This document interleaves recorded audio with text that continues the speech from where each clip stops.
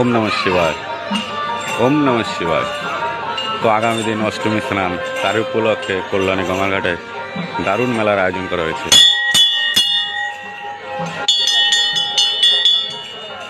তো হেভি একটা place, nice বাউল গান ও দোকানপাট এসছে। দেখো, চলো বন্ধুরা দেখাচ্ছি। তো প্রিয় বন্ধুরা, আমি এসেছি চান করতে, তো দেখাচ্ছি জায়গাটা।